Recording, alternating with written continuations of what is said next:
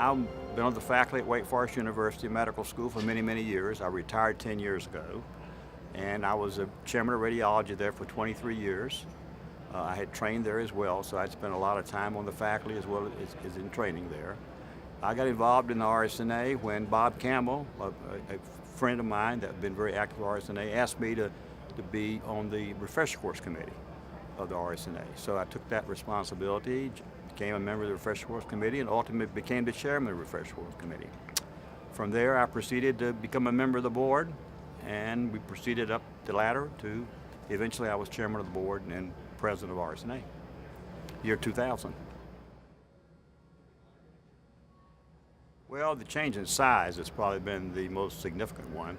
You know, this organization started down at the Palmer House, and when I was a resident, a first-year resident, in 1963 to be exact, I went to the first meeting at the Palmer House, and all the courses were given there, all the refresher courses, all the scientific papers, and all the posters, and everybody lived there in the Palmer House pretty much. And then as you can see, we've moved from having the meeting only in the Palmer House to out here in McCormick Inn, and every year it seemed like we had more and more rooms and expand more and more into McCormick Place. So the size has been a huge change. I think also the organization has become more global over these years, and now a large percentage of our attendees are from overseas, which they didn't used to be. And so the educational programs in the RSNA now reach lots of people from around the world. And probably from all the radiology organizations, it's the one most significant, I think, in regard to the education, particularly refresher course kind of education for radiologists around the world. And also, it is the only meeting in the United States in radiology where all the vendors come. So you've got all the companies here, so if you're looking for equipment, you can come one place and see what's new in your field, what equipment you might want, and during the next year, you tend to purchase some of that equipment. So you have the vendors here, you have the educational programs, and then at the same time, you have all of the new sciences in radiology, because you've got all the scientific papers that come. And usually in general radiology, most of the significant papers are delivered here at the RSNA. So it serves a multi-purpose for everyone. So it's a great meeting. Well, I think probably two things. One is that we have a large number of volunteers, thousands of volunteers, and they give of their time and pay their own way to come up here to participate in the meeting. And they're very loyal throughout the year, serve on many of our committees. And so without the volunteers, this couldn't happen.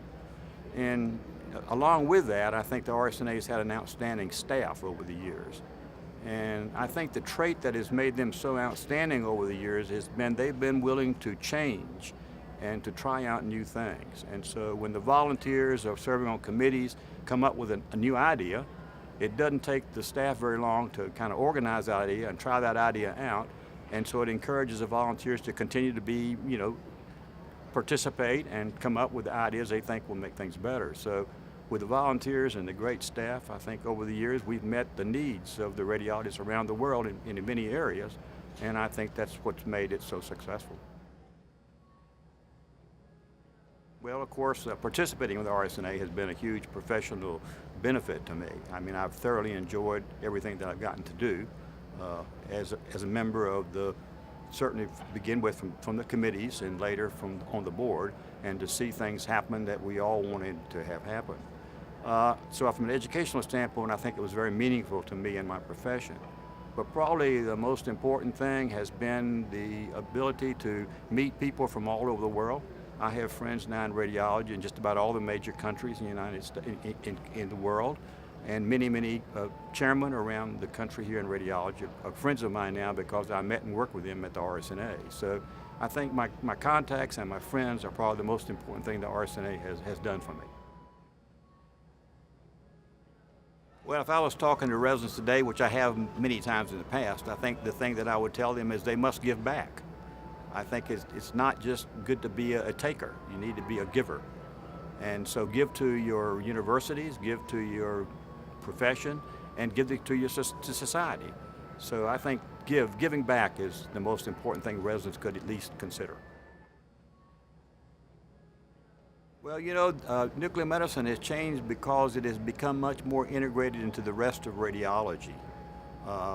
At one time, nuclear medicine was kind of a freestanding specialty. Matter of fact, there were physicians that did nuclear medicine that were not radiologists. And over the years, nuclear medicine has become much more related to other imaging procedures in radiology. So now you don't have just a PET scanner, you've got a PET CT combination scanner or a PET MR combination scanner.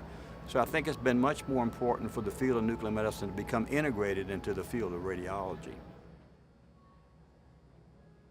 I think that no one can imagine really where radiology is going to be 100 years from now. If you had asked me just 20 years ago where radiology is going to be, it wouldn't be anything like what it is today. It's just impossible to imagine the technological changes that will occur outside of radiology that will eventually influence radiology, and I think that it would be nearly impossible to know what it would look like.